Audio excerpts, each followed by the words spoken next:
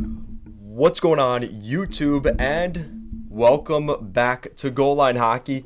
It's your boy Kevin Forte, and today we are taking a look at the Chicago Blackhawks. So the Blackhawks have been one of those teams that has had a huge shakeup in their management, as they have a new general manager, they have some new voices behind the bench. This is a totally different group in Chicago. So now the philosophy has changed from wanting to keep the cup hopes alive and keeping this window open to potentially exploring the idea of trading some of their core guys that are left. Corey Crawford's gone. Duncan Keith's gone.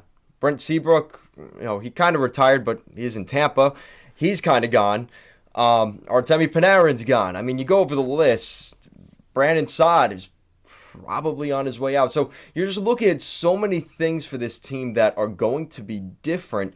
So when you look at the Blackhawks, right, what are some key things we have to look at? Well, some guys, and I want to mention before everybody freaks out, Brandon Saad is on the Avalanche. Yes, I know that.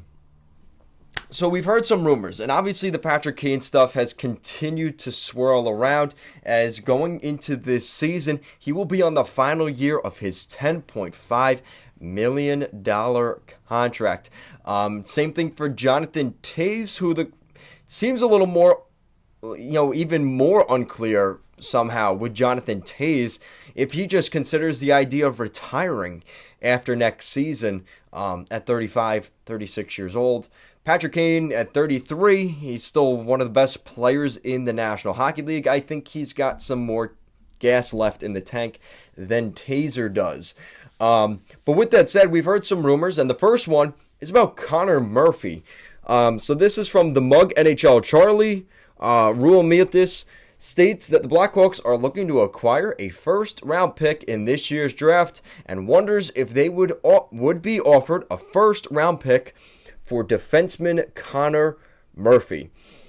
So here's the problem. So Connor Murphy, 29 years old. He's currently listed on the LTIR. He's on long-term injured reserve, and he is a contract extension that's kicking in this summer. It's going to be $4.4 million per season on a 4-year deal. So it's going to be over $17 million going over to Connor Murphy in the next 4 years. I don't know who's going to take that contract. Now, there could be somebody out there.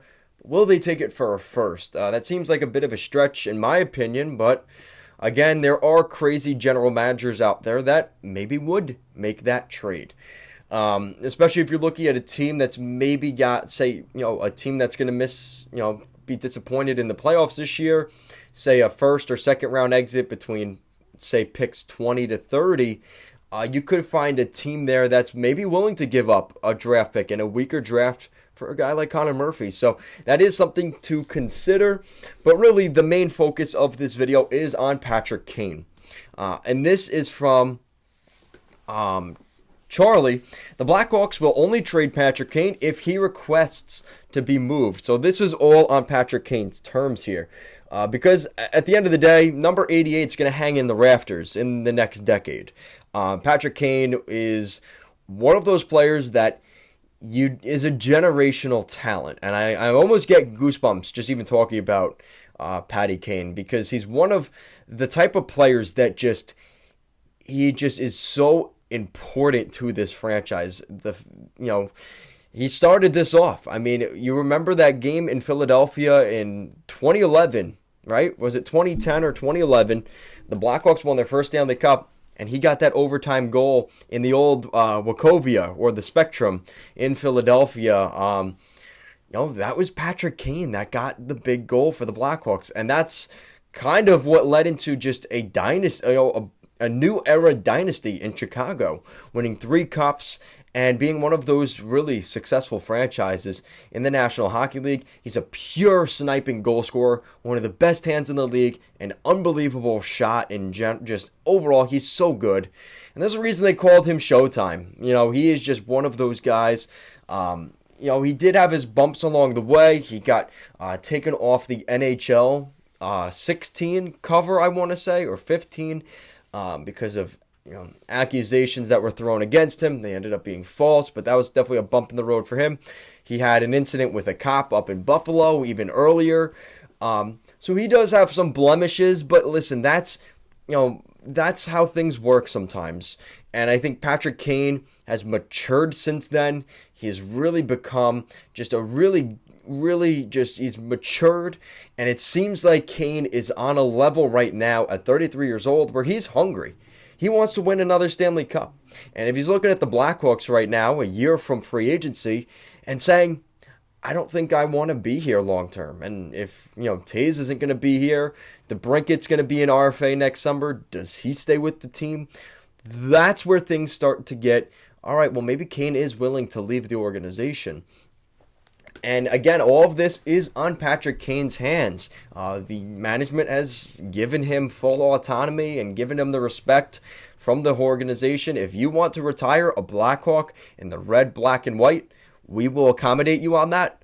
But if you want to be moved, we will find a way to do that. And ideally, you don't, because where is there a trade situation where the Blackhawks win, where they trade Patrick Kane? It's going to be very difficult to win in a trade losing Patrick Kane, because at the end of the day, Kane will be the best player dealt in that trade.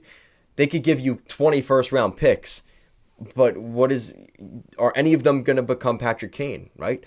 And that's kind of what you're looking at. We also heard it would have to take a big offer for the Blackhawks to opt to move Alex DeBrincat, who is the other big name. This is a big year for the Blackhawks because next summer, all of Kane, Taves, and DeBrincat's contracts are going to expire. So there is going to be just a complete revamp of this organization by next summer. Like, that is the deadline.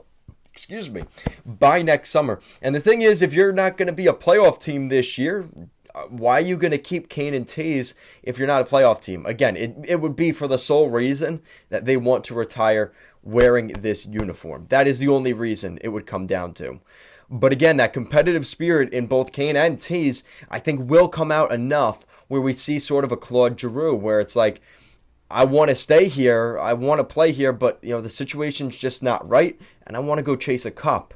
And we could see both of those guys get moved. And here's the other thing.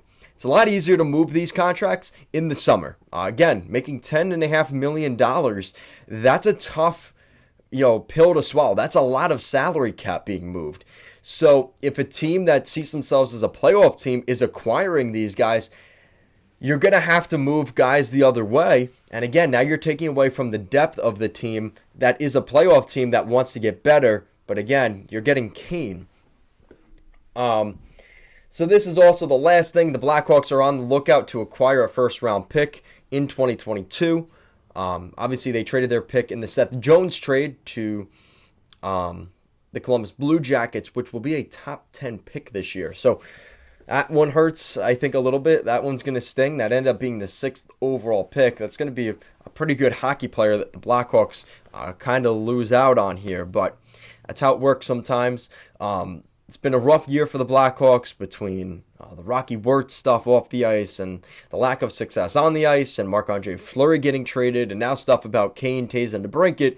It's been a lot, and I think they need this summer to relax. My Blackhawks fans out there, just relax this summer. Try not to think too much because this is where things get rough. You had your years of success, but the devil always gets his pay in the end, and I think that the Blackhawks and their fans are starting to see that, and it's going to be a rough rebuild. But I do have optimism in Davidson, as the GM, and I think that they will be just fine. So we'll see what happens, guys. It's going to be a new direction for this team. I'm excited for it. Obviously I'll keep you guys updated on this stuff with Kane, Taves, DeBrincat, and Connor Murphy, because everybody wants to know if Connor Murphy is going to get traded, right? Guys, thank you so much for watching, and let's go Blackhawks.